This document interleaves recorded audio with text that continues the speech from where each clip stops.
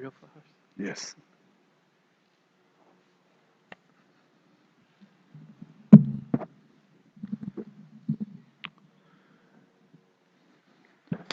Jaya Radha Madhava Jai Kunja Bihari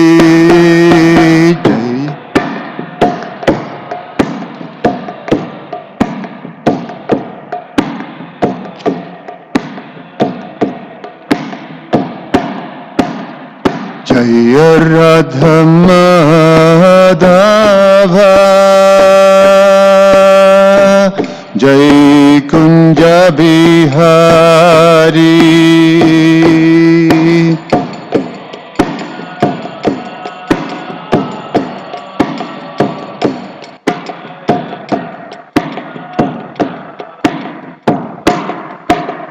Gopi Jana Balabha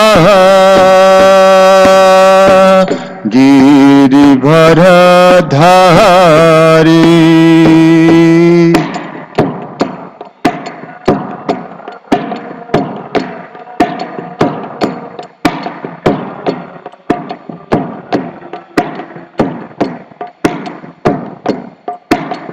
Gopi Jana Balabha Giribharadhari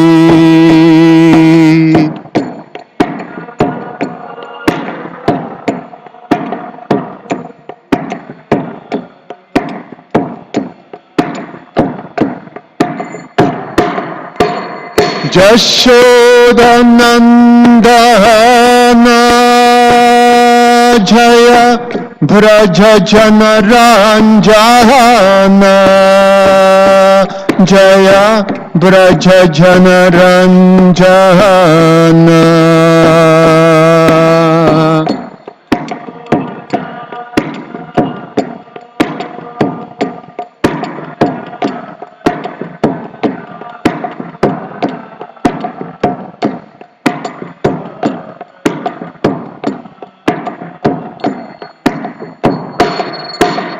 Jashodanandana Jaya Braja Janaranjana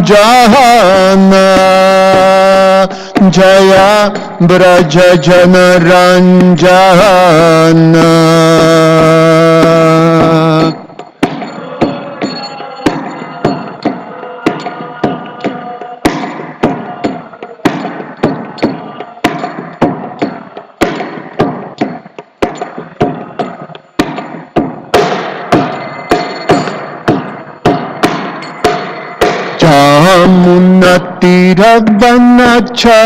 Jamunatiravanachari Jaya Kunja Bihari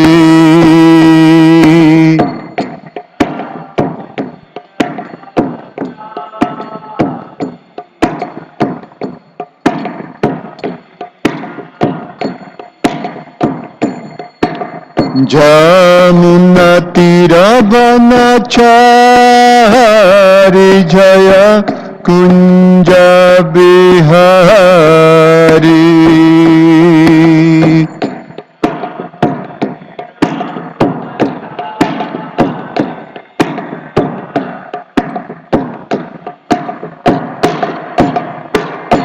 Hare Krishna Hare Krishna Krishna Krishna Hare Hare Hare Rama Hare Rama Rama Rama Hare Hare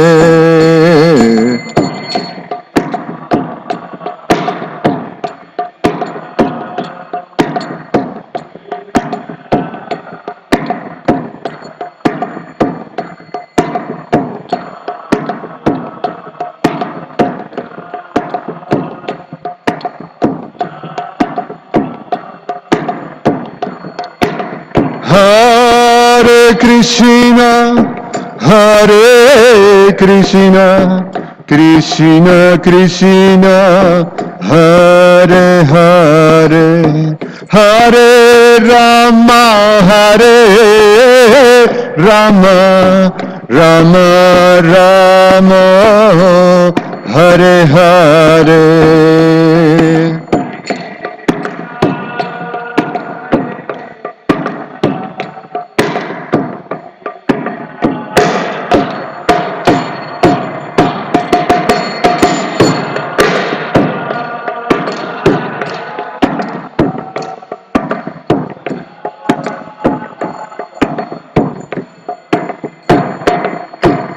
Jaya Radha Madhava, Jai Jai Kunja Bihari.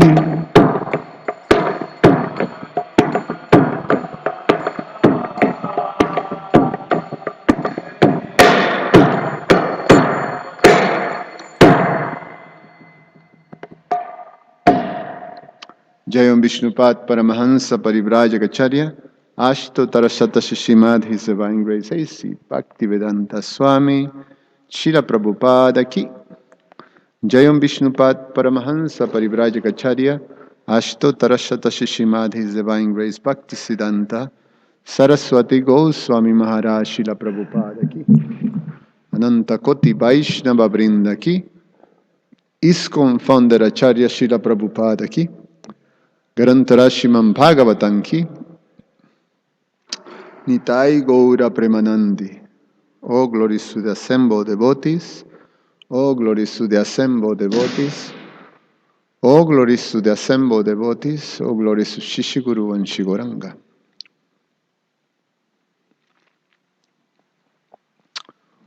Om Namo Bhagavate Vasudevaya.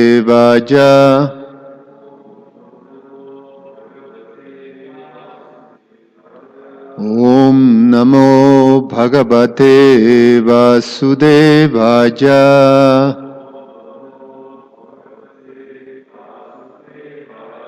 Om Namo Bhagavate Vasudevaya.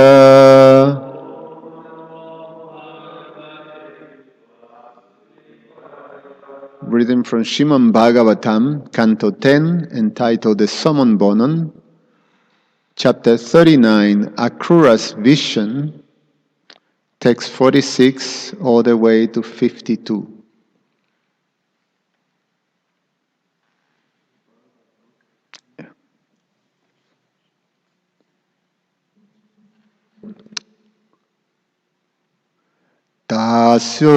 Tasyotsange ganashamam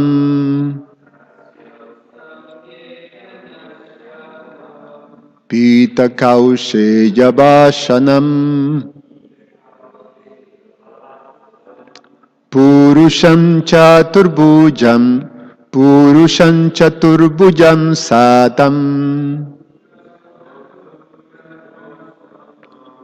Purusham chaturbujam santam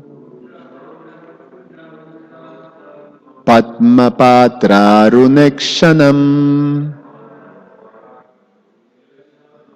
Tasyotsange ganashamam Pita kaushe yabashanam Purusham chaturbujam santam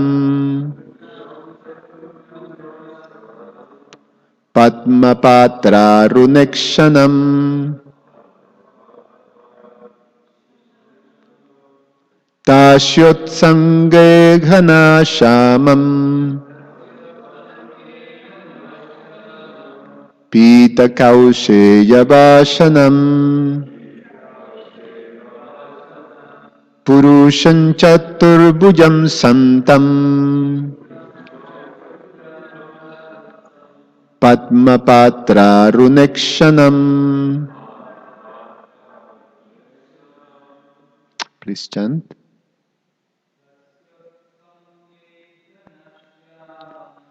Tasyotsange ganashamam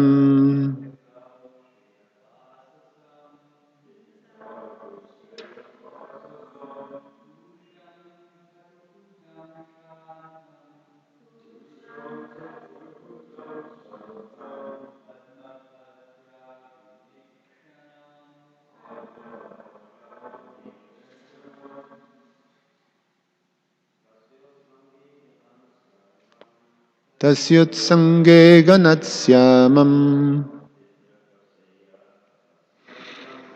Pitakause yabashanam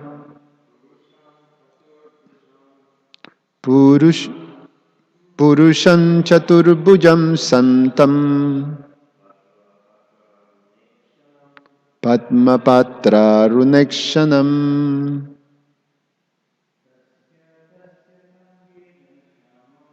Tasyotsange ganashamam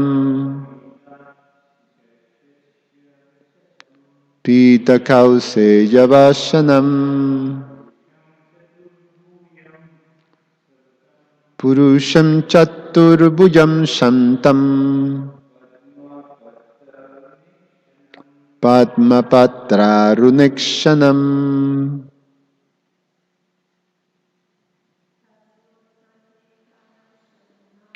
Tasyotsange ganashamam Pitakause yavashanam Purusham chaturbhujam santam Padmapatra runekshanam Tasya of him Ananta Shesha Utsange on the lap Ghana like a rain cloud Shamam dark blue Pita yellow Kausheya silk Basasam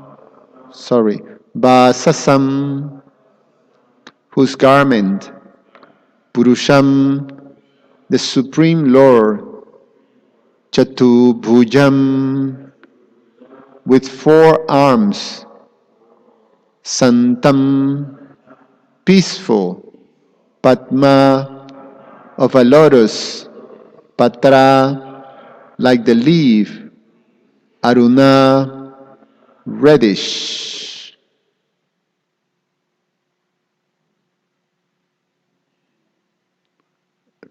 Okay, one more, no? Ikshanam, whose eyes, Charu, attractive, Prasanna, cheerful. Translation and purport by the disciples of His Divine Grace A.C. Bhaktivedanta Swami Srila Prabhupada Ki Jai. Akrura then saw the Supreme Personality of Godhead lying peacefully on the lap of Lord Ananta Shesha. The complexion of that Supreme Person was like a dark blue cloud. He wore yellow garments and had 4 arms and a reddish lotus petal eyes. His face looked attractive and cheerful with his smiling. Let's read that again. His face looked attractive and cheerful with his smiling, endearing glance and lovely eyebrows. Its raised nose and finely formed ears, and his beautiful cheeks and reddish lips. The Lord's broad shoulders and expansive chest were beautiful, and his arms long and stout. His neck resembled a conch shell. His navel was deep, and his abdomen bore lines like those of a banyan leaf. Text 49 and 50, translation. He had large loins and hips, thighs like an elephant trunk, and shapely knees and shanks. His raised ankles reflected the brilliant effulgence emanating from the nails of his petal-like toes, which beautified his lotus feet. Text 51 and 52. Adorned with helmets, bracelets, and armlets, which were all bedecked with many priceless jewels, and also with a belt, a sacred thread, necklace, ankle bells, and earrings. The Lord shone with dazzling effulgence. In one hand he held a lotus flower, and in the others a conch shell, discus, and club. Grazing his chest were the Srivatsa mark, the brilliant Kaustuba gem, and a flower garland.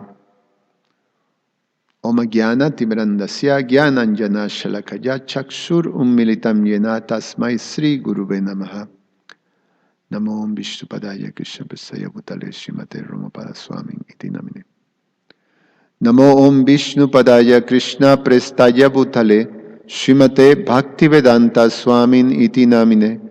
Namaste Saraswate Deve Gauravani Pracharine Nirvishesha Shunyavadi Pashatya Deshatarine Vanchakalpa Tarubhyasya Kripa Sindhubhya Evacha Patitanam Pavanebhyo Vaishnavebhyo Namo Namaha. So, it's quite wonderful, the gift of the Srimad Bhagavatam, a revealed scripture that goes in such a detailed description of the features of the personality of Godhead. And that's quite an amazing thing when you think about it, to have that sort of detailed description, so you can actually have this understanding of the qualities, of the form, of the activities. Even it goes as deep as going as the mindset, the thinking of the personality of Godhead. Understanding his heart too is revealed in the scripture. So the Srimad Bhagavatam is quite an extraordinary revealed scripture that have that so much detail. In the Bhagavad Gita, Krishna describes this type of access of knowledge as the most intimate. It's the most intimate description, or you have access to this very intimate space in terms of knowledge of the personality of Godhead. And therefore, Krishna described this knowledge that we receive in these Bhakti Shastras is called the king of all knowledge. Raja Vidya, Raja Guhyam. So it's the king of all knowledge and the king of all secrets, of the king of the confidential knowledge of the absolute truth. So there's so much revelations there from different levels, but when it comes to understanding so much details about the personality of Godhead, then this is the king of all knowledge. And here we have this beautiful description of this form of the Lord that is one of the Purusha avatars of the Lord. Purusha means the controllers. So sometimes Prabhupada explains like this, that when the Supreme Lord goes to work, so there is this form. This is a form of the Supreme Lord at work. But of course, he's at work, is as he's lying very comfortable and relaxed, very beautiful. But this is the form of the Lord that is involved in the creation of the manifestation of the whole cosmic creation. And it's called the Purusha. Purusha means controller. And so this is a form of Lord Mahavishnu, who is lying in an expansion of himself that is called Ananta Shesha, that has the form of a gray serpent with many, many hoods. And the coils becomes like a nice bed. And the Lord lies in there very comfortably. And from there, he manifests the whole cosmic creation and controls the whole cosmic creation. So, quite a picture, no? And then the description of this form is exquisite, very beautiful. The features of the Lord with beautiful face, his complexion, even description of his nose, his, raised, his cheeks. And you can imagine the, perfect beauty.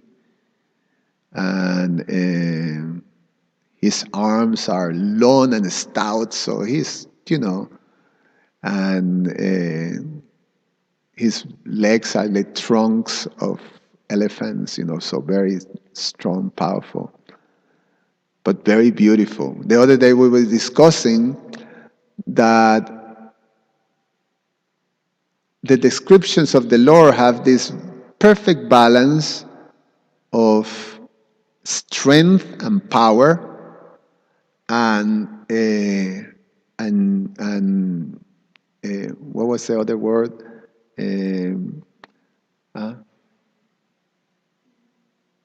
Delicate. There's delicacy, So there is this combination of strength and delicacy.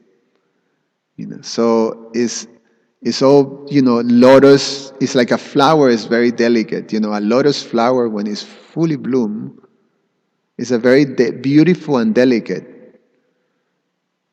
So that type of beauty that is very delicate, very fine, combined with the strength and power, So is quite amazing. So the context of this vision, this chapter is called Akrura's vision.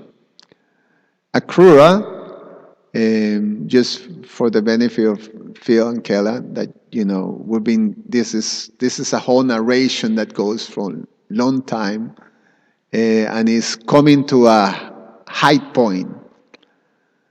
Krishna, it is explained that he comes to this world to give pleasure to the devotees and to eliminate demoniac, the demoniac forces. Paritranaya sadhunan vinashaya chaduskritam. He comes. And to establish the principles of religion. So when there is this disturbance in the world, then the Lord comes himself, or sometimes he sends his representative, empowered representative, to actually put things back in place, establish the principles of religion. So during this period, universal period, that Krishna came, there were many demoniac forces in the world that were creating great havoc. And Krishna came to eliminate them. And chief among these demoniac forces was this demoniac king. His name was Kamsa. And Kamsa have tried in so many ways to kill Krishna, but now is coming to the point when Krishna is going to face him. So the arrangement is made. Akrura is a great devotee of Krishna, within the family of Krishna, and then he comes to fetch Krishna to take him to meet Kamsa. So there's a whole arrangement that is there. Kamsa trying to kill Krishna, I'm sure Phil, hear this story so many times.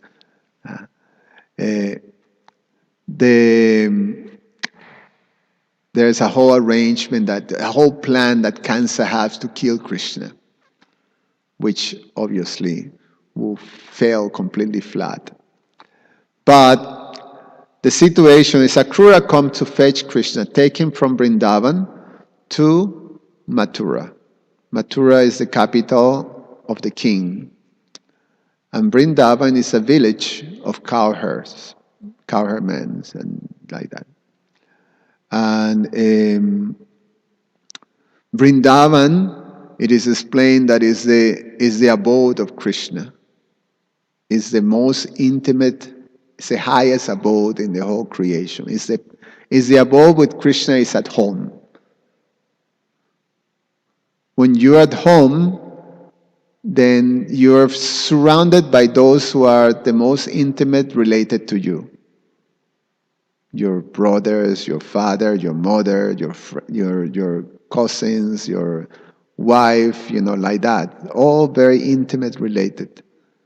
So Vrindavan is Krishna's home. So it's the most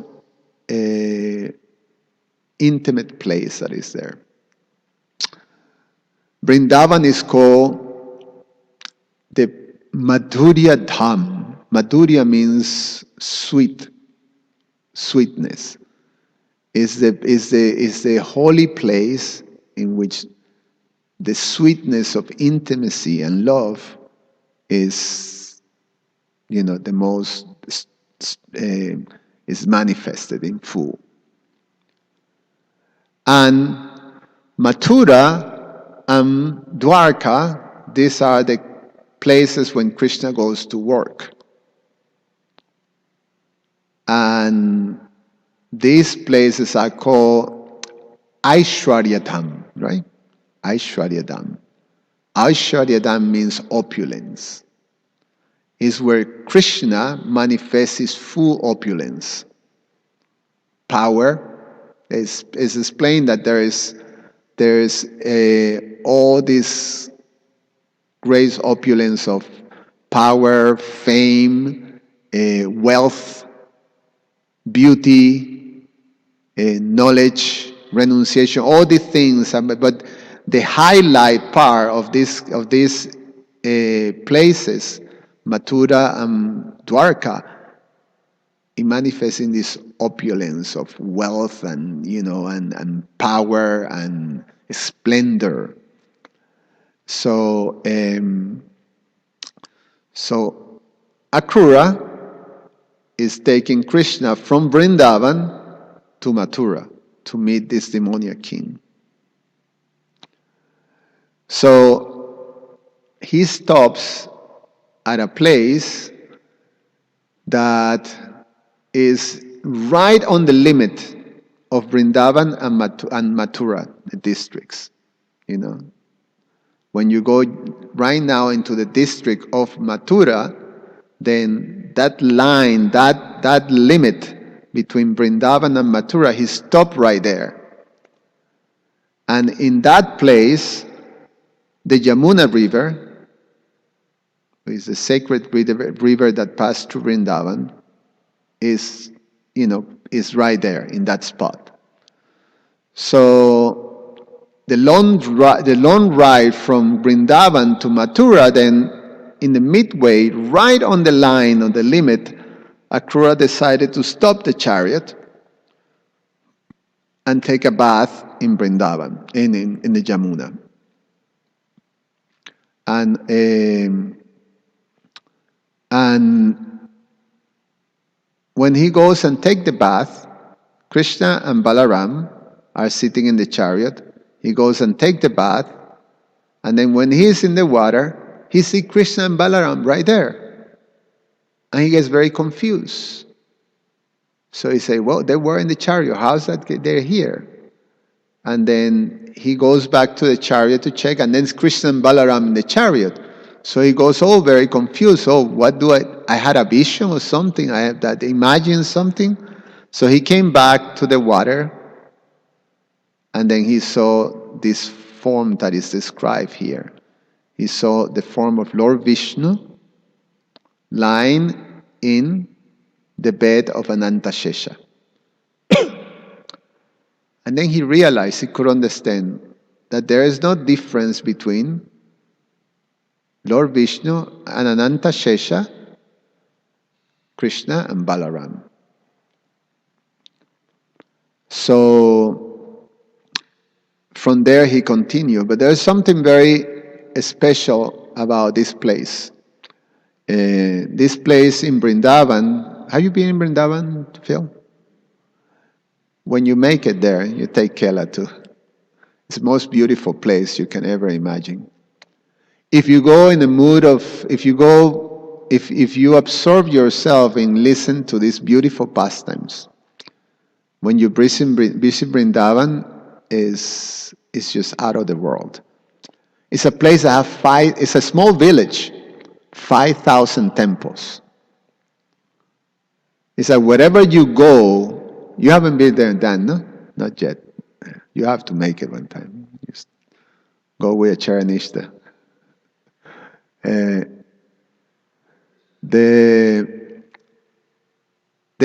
Wherever you go, you hear worship, temples, chants.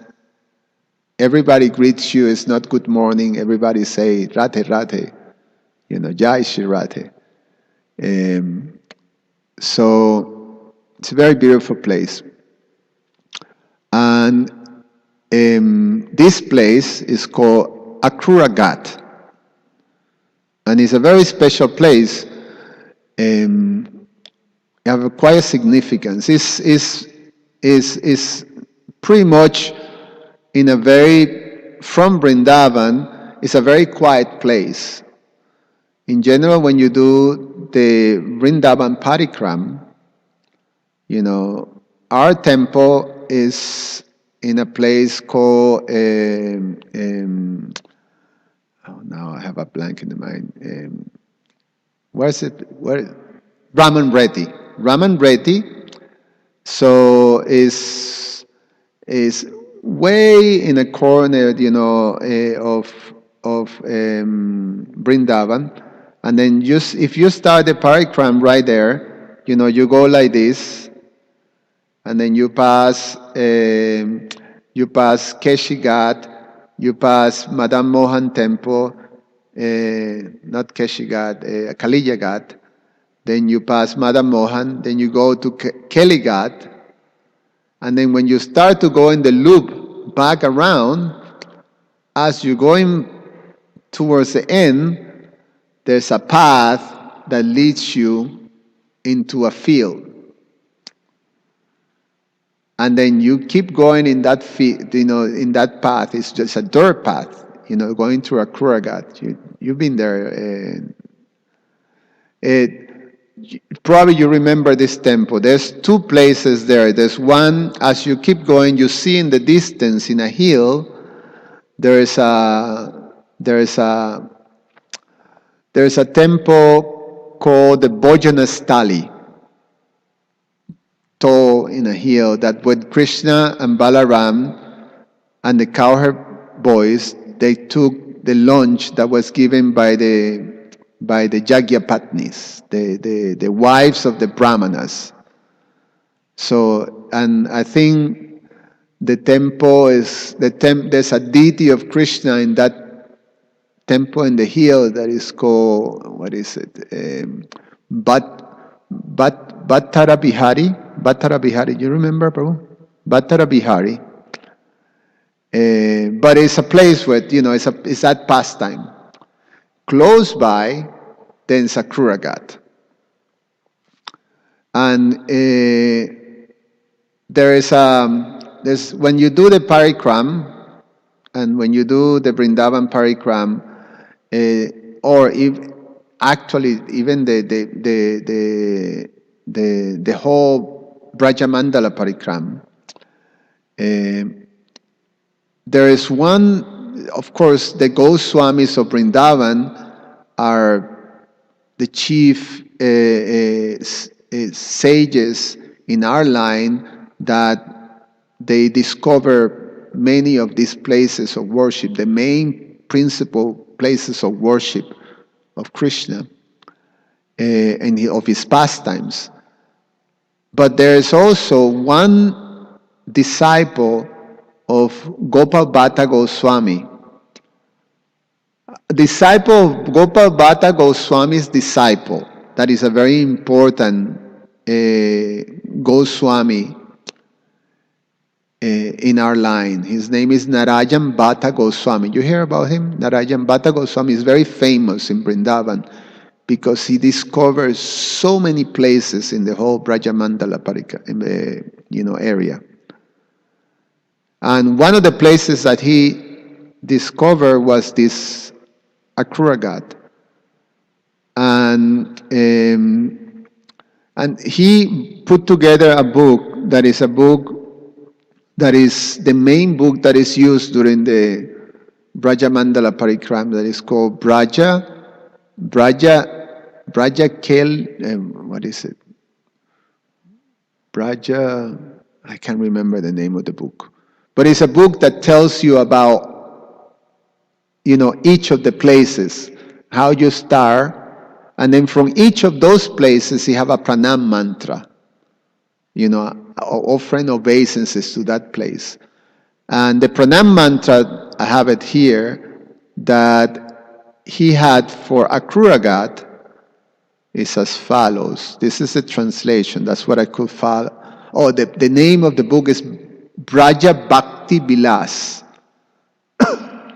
And it's basically a book that is a guide, it's a parikram guide, and was put in the 1500s, something like that. That's where his time was. So the pranam mantra of the Akrura Ghat is O Akrura Ghat. Ghat means a bathing place. So, this is because the river Yamuna was there, so there is a bathing place.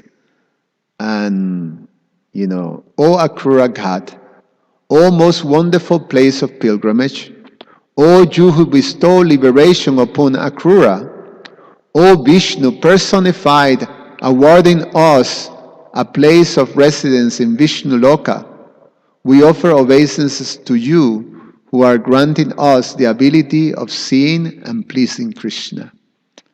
So this is the pranam mantra that you offer when you come to Akrura Ghat. And it's also very special because Lord Chaitanya stays there. Remember that?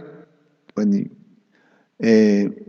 Lord Chaitanya went to Vrindavan, he first stayed in a place in Mathura with a Brahmana. But there was so much commotion of people wanting to see Lord Chaitanya that it was impossible for him to have to really immerse himself in chanting. He wanted to do bhajan in Vrindavan. So it was too difficult because so much commotion. So he, from Mathura, the residence of this Brahmana, he moved to this Akrura Ghat because this Akrura Ghat was very quiet and very distant. There was not much going on in there. So it was very, very peaceful. So he would stay there under a tree, and that tree is still there. When you go to Akrura Ghat, you can still sit by that tree. More than 500 years ago and plus, Lord Chaitanya would sit under that tree, and that's where he slept. And so during the day, he will wander in the different forests of Vrindavan. Well, he first will go to this other tree, also by the bank of the Yamuna. It's called the Imli Tala, which is a tamarind tree, beautiful tamarind tree. And he will sit there and he will perform his chanting. And then he will take lunch, and in the evening he will come back to Akrura Ghat. So he will stay in Akrura Ghat during his time in Vrindavan. So one of the things that the acharyas or the teachers in our line reveal to us is that there's a very special significance of this vision that Akrura had at that spot, at that place, when he saw Lord Vishnu. And there's also the significance that is right on the border between Vrindavan and Mathura, the Mathura district and the Vrindavan, town. And is that Krishna and Balaram, they never leave Vrindavan. It is explained that their connection to the devotees in Vrindavan and to the mood of Vrindavan, they can leave that. They always there. So when they leave Vrindavan, if they have to leave Vrindavan, then there's a form, an expansion from them manifests. And that expansion is Mahavishnu, or Vishnu, is a Vishnu form, and Anantashesha.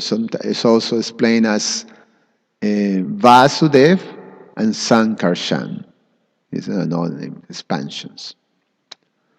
So you can, in a simile, that it's like you go to work. So the Lord Krishna and Balaram goes to work, and then there's Vasudev Sankarshan. They get into the chariot and they go to work to kill demons, like that. So, but Krishna and Balaram, they never leave Vrindavan. So Krishna and Balaram have these two manifestations in Vrindavan. One is called Aprakat and one is called Prakat. So one is manifested when they're present there, that they're interacting directly, and the other one is unmanifested, when Krishna is there but in an unmanifested form, and so it can be accessed through the heart. So that was a very important part of these pastimes, that when Akrura then gets in the chariot and drives to Mathura, with him is not Krishna and Balaram, but is Vasudeva and Sankarshan, which is, their expansions of the Lord. So I like to, let me see, we have a little more time. I like to read, because there was no purport in these verses. I like to read some of the purports of some of our Vaishnava acharyas. So in text 46 and 48, which again describe the form of the Lord, his face, his arm, etc., etc., Srila Vishwanath Chakravarti Thakur comments, in this verse, Krishna Amsa Narayan is described. Amsa means expansion. From the beginning of the 46th verse until the verse Vilokya, in the 56th verse, there is one sentence. He had high shoulders and shining chest, creases line in his skin, and a stomach shaped like the ashwata leaf. I think the ashwata leaf is the banyan leaf. That's the translation of that. He had large buttocks, thighs and forearms, and slightly raised ankles, and his lotus feet had tender toes. Srila Jiva Goswami comments. 12 verses describe the Lord lying on Ananta comfortably. Harivansa says, quote, he saw on the lap of Ananta, he had a dark complexion and he was seated comfortably, wearing yellow cloth, bearing the Srivatsa mark on his chest. He was seated on Ananta's coils. This is a form of the Purusha who acts as Antarjami of the universe, Garbhodakshai. This is made clear later. Purusha means controller, and Antarjami means when the Lord enters into the heart of all living entities. So he expands himself in that way into the heart of all living entities and into each atom of the whole creation. The Lord Antarjami. Quote, I bow down to you, the cause of all causes, the original and inexhaustible Supreme Person, Narayan. From the whirl of the lotus born from your navel, Brahma appeared, and by his agency this universe has come into being. The form gave bliss to the eyes and mind, since it was devoid of ferocity and other negative qualities. His eyes were pink at the edge like the lotus petals. The word charu and su are repeated to indicate that whatever he saw, he realized is the most intense fashion. Sriya means the golden line of Lakshmi.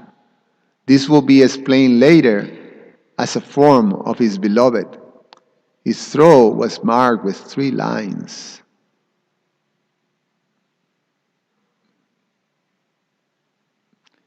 Srila Sanatana Goswami comments, they were the primeval lords, the master and original causes of the universes, Keshava and Balaram, who had, for the welfare of the earth, now descend with his expansions. Previously, the brothers were considered equal, but now they're distinguished. Krishna is distinguished by his mercy and other qualities. Or the display shows Krishna's great powers as Narayan, the cause of the universe. He had a human form, Purusham, which was attractive to the mind. His eyes were like lotus petals, pink at the edges. His face was beautiful and pleasing. That he was showing his beautiful smile, or he had a pleasing smile and glance. The words charu and su are repeated to indicate the indescribable nature of his beauty. His arms were well shaped. He had Lakshmi or beauty on his chest. His throat has 3 lines like a conch. And text 49 and 50, which describe also the features of the Lord's body, Srila Jiva Goswami comments, his buttocks were like banks because of their width. His hips were wide. Karabha means the other portion of the hand from the wrist to the little finger, which means his thighs were thick and gradually taper downwards. Words like ambitan and samyutam, endowed with, indicate the great beauty of these limbs. He had tender toes, pink like a lotus petal. The literal express the petals of his fresh toes indicates their extreme tenderness. Since the description is not always in order, it is understood that these eyes wondered because he was agitated with greed, meaning Akrura, when he saw the Lord.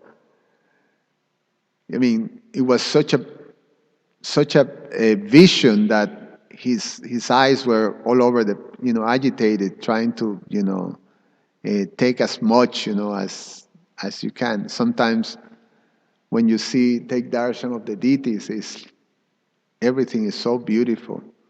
So it's like that.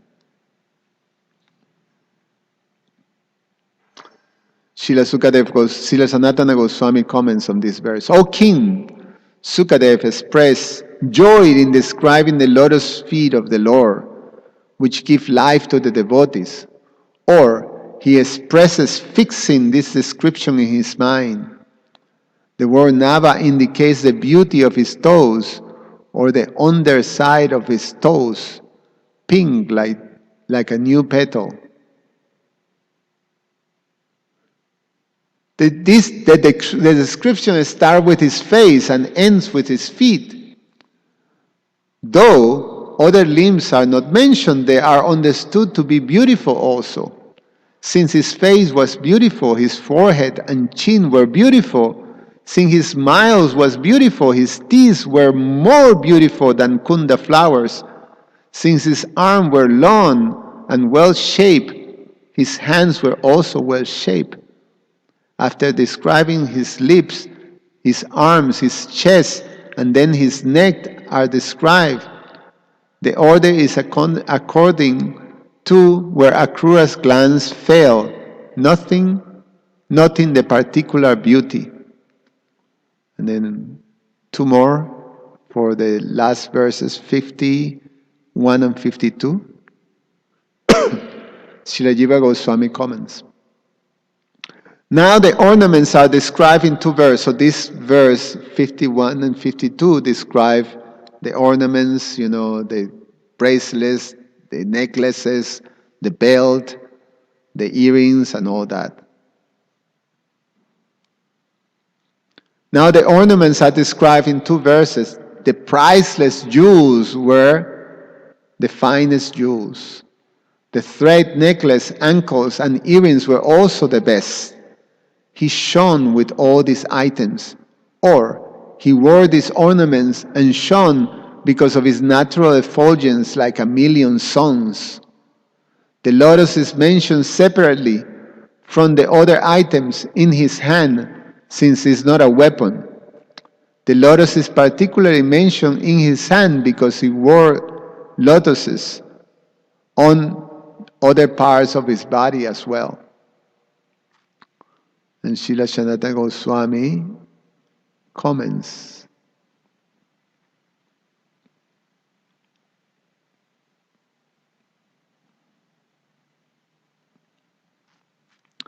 He wore these ornaments and shone because of his natural effulgence like a million suns. He had a lotus in his lower right hand and held a conch as well. These are mentioned because they are his chief weapons. The lotus he held for play, however. Thus, the word dharam is not mentioned with the lotus. So I guess weapons, so it's clarifying that. Starting from the lower right and going counterclockwise, the four are listed. Thus, the form had 4 arms. So it's meaning what is in each arm. So you have the lotus, you have the conch, and you have the disc, and then you have the club. And then you go clockwise, like that. Or giving up the Lord who shone directly before him, Akrura went for a bath. But in this one form, he also saw unlimited wealth with disregard for everything else. So I stop here. If any comments or questions.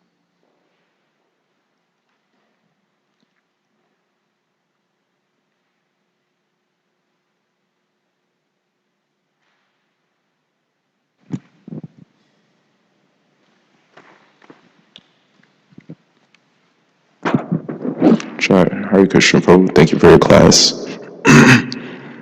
So this verse talks about the beauty of Krishna, and and we hear that everything related to Krishna is non-different from him. The holy name is the same as Krishna. So there's a nice verse from the Luke chapter 7, verse 83. It says, Krishna Nam Mahamantrada Etaswa Bhava Yejapetara Krishna Upajaya Bhava. Simply by chanting Hare Krishna, one can develop all one's ecstasy bhava. So my question is that generally when we see someone beautiful, it arouses lusty desires. When we receive a lot of money, it arouses your greed. Or when we receive a lot of praise, especially from our guru, in front of everyone, it arouses our pride. So my question is that when we hear the holy name, I'll speak for myself, when I hear the holy name, nothing is aroused. So how can one develop faith in things, something that's not really tangibly giving you pleasure, like the holy name? I could see tangibly beauty, money, and things. So how can one develop faith in a holy name if it's tangibly not giving us any happiness? It's hard to chant our japa, etc. So that's my question. Thank you. That's a nice question. Thank you, Jai Baladev Prabhu. Yeah, the Acharya has explained that the problem that we have is that we're afflicted by a jaundice, like, remember that, analogy, because we are afflicted by this bodily concept of life. We cannot experience naturally the sweetness of a spiritual life. So, and then the acharyas make this analogy that when someone has jaundice, if you give sugar or something sweet, it tastes really bitter. I've never had that disease, jaundice, but this is the description that something sweet becomes really bitter and very displeasing. But the recommendation for curing jaundice is that you take sweet, and I'm assuming with some treatment. But as you take sweet, you go taking sweet, bitter, take sweet, and liter by liter, as you start to get healthy, you start to regain the capacity of tasting that sweetness. So with us, it's the same thing when it comes to experiencing, Krishna and Krishna's potencies and, our spiritual relationship with Krishna. Because of this material conception, we're incapable at a particular moment. But by doing the practices, by taking the mantras, the chanting, chanting your the Hare Krishna Maha Mantra, by eating prasadam, by worshiping the deities, all the things. By doing all this regularly, we gradually start to get that taste. And it's a wonderful thing because we all experience it. You're experiencing a little taste. Krishna says that in the Bhagavad Gita, this parandrishta nivartante, that he gives this little taste.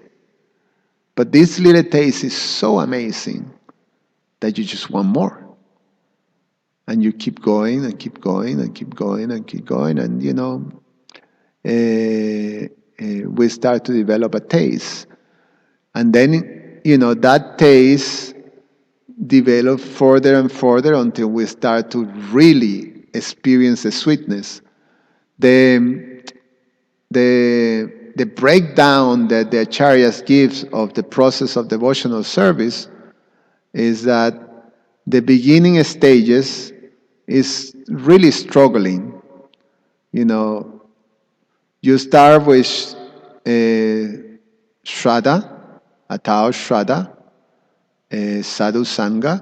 So first you start with some faith, and then you start to associate with devotees. And once you start the process, by association of devotees, you start the process of a spiritual process. So then you start this bhajana kriya. The bhajana kriya is you start to practice. You start to practice there's a spiritual practice.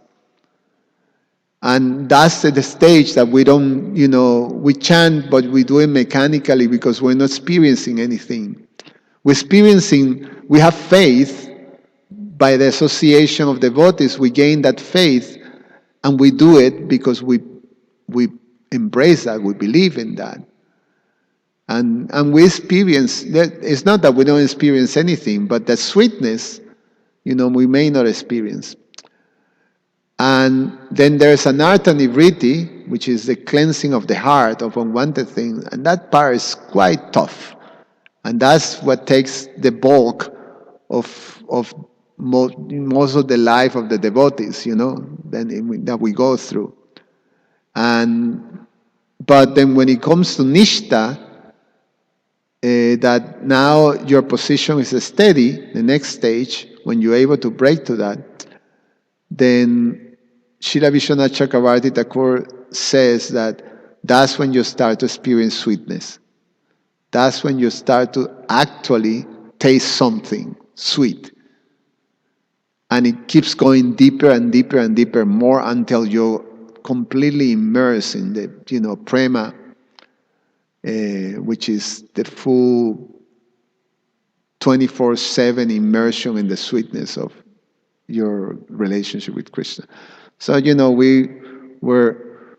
we're going in that process, and so it's like that. We have to keep going. We have to keep going to make ourselves healthy. Any other question from anyone else?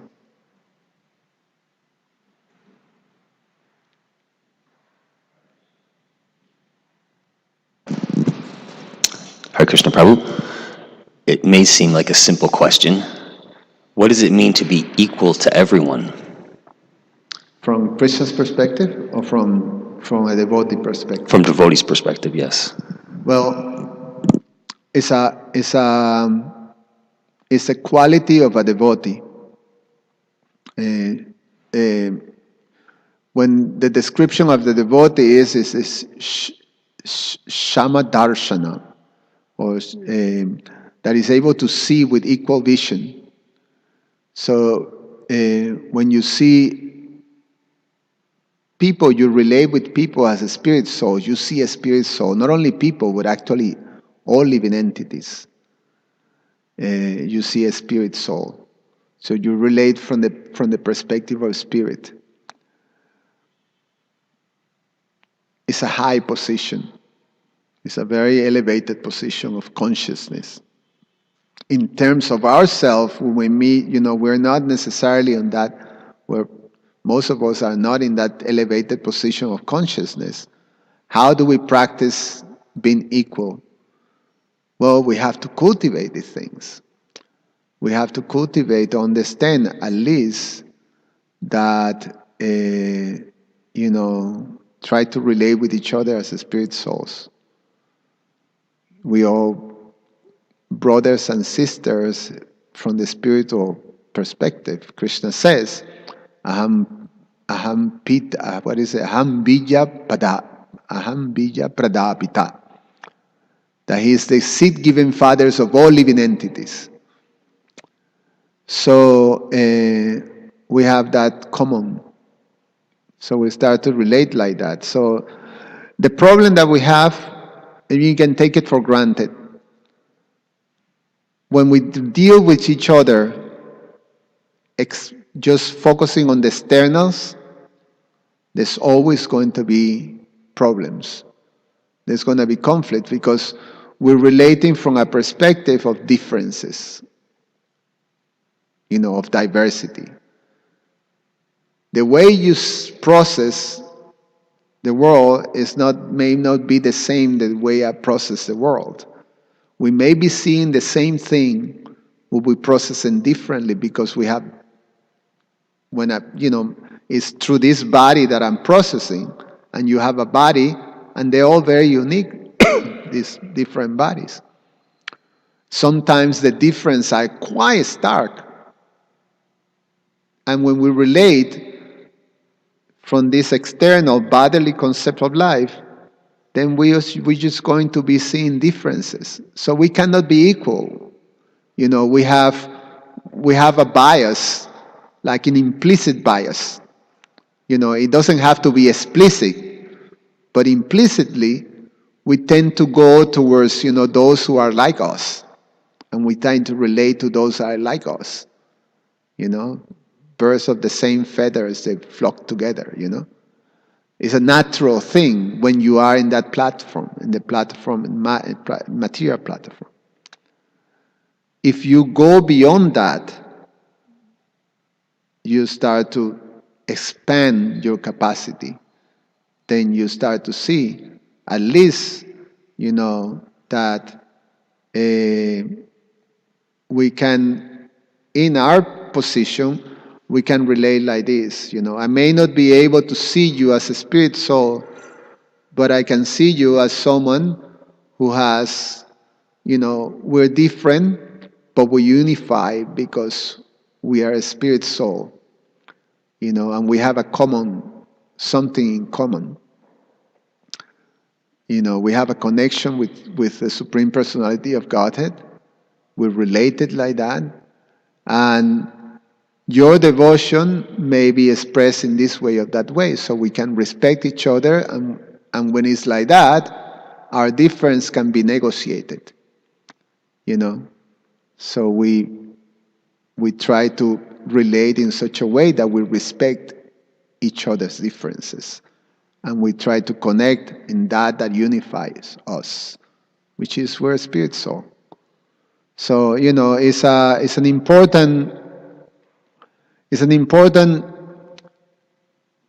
meditation, and also an important cultivation that we as devotees have to do, because we're looking to get to that position that indeed we're actually able to see each other as a spirit. In our level, at least we can, cultivate that and start to deal with each other, respecting our differences, and connecting in our common space of serving the deities and advancing in Krishna consciousness. Anything else? Hare Krishna Prabhu, thank you, Dandavad. It's nice you are always engaged in service of the deities. It's your heart and soul. Nice. Deity worship, cooking. I just add to one point of you were mentioning, Prabhupada says in the purport, it was the exact purport, Prabhupada saying of chanting, like chanting, you'll be free from the disease. Because jaundice patient, he won't like it sweet, but that's a medicine. Yes. In the bitter.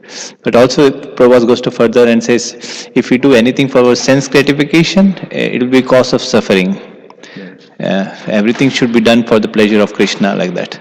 So sense gratification causes suffering, and we increase our disease like that. Yes. Another thing, this form of the Lord on this particular, the inhabitants of Vrindavan, especially in Vrindavan, there are a lot of temples, 5,000 temples, and the devotees, they go always in the morning and the evening. So that impression of the Lord is in their mind like that. So seeing the deity form in the morning and evening, that impression fixes our mind like that, and that's in just by doing that we can go back to Godhead, Prabhupada says. Yeah. So I just want to add. Very beautiful. Thanks, Prabhu. Thank you very much. We have 2 more minutes before I want to stop. Anyone else? Harish or Krishna Archana?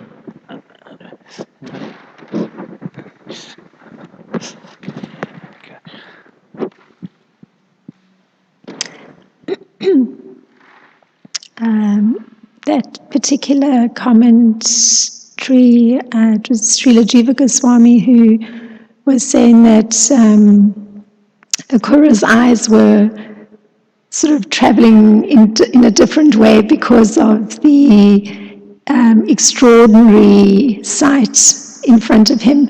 So it's interesting because it seems if one does a little breakdown, the eyes go to the lotus face of the Supreme Personality of Godhead, and then later comes the lotus feet, and then the details of the ornaments. So it seems actually, even as oneself, although the idea is that one always actually goes to the lotus feet first, there's always a temptation to go to the lotus face first. Yes. So it seems that happened to Akura too. Yes, you can imagine the sight, I mean, that of this indescribable, that's how you say? Indescribable beauty. Like, if he say that his eye was like, going up and down, like that. But he said, the description is in general, we start with the lotus feet and you go up, like that. For us, it's awe and reverence, we just go like that. Akrura was, it starts with the face and then goes down to a lotus feet. He went the other way. Yeah, good observation. Phil and Kella, everything okay? Any questions? Good. Okay, thank you so much, everybody. Karantarashiman Bhagavatam Ki Jai.